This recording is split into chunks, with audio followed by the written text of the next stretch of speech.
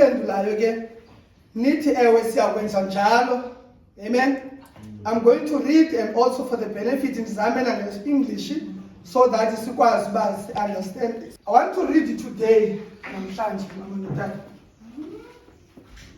Ekunikeleni kwenu lo mntwana uThixo eninceda niyanqwana na nizimisele na ukumqeqesha lo mntwana ukuba aze amazi uThixo enimsondeza kuye ngoku.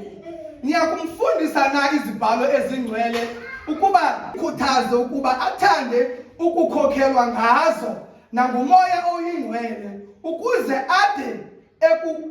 ade enguqukweni kuThixo akholelwe kuYesu Kristu inkosi yethu ekungaye kuphela abanokudla ilifa lobomi baphakade.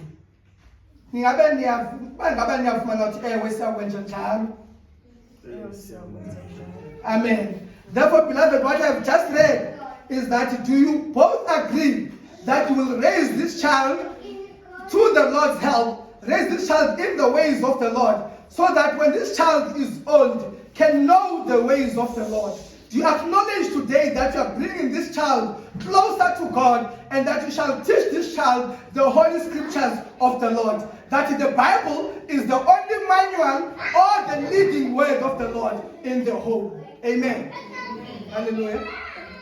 Therefore, nangomnye umbuzo niyazibopha namhlanje. Phoyisa babambile. Niyathembisa na ukumzisa lo mntwana enkonzweni yesikolo secawa iSunday school leyo. Niyathembisa ewe niyathembisa okanye nithembisa? Amen. Hallelujah. Therefore, beloved, I want to say that I'm going to read enye ke ngoku kancane.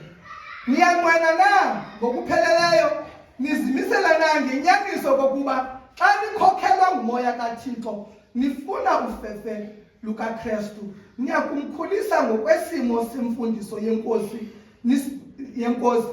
yenkosi nisoloko niyigcinile loo nto ngomsebenzi wenu ongenasiphelo nokuba nimgcine kwisimo esingcwele. Niyakuzama na ukuba ikhaya lenu lilawulwe ngokusesikweni ngamazwi nangezenzo zenu ukuze abantwana benu basoloko bephakathi kweengcingane ezimsulwa nentlalo engcwele engumzekelo wentsobi kaKristu. Ingabe niyavuma ukuthi ewe sakwenza njalo? Amen.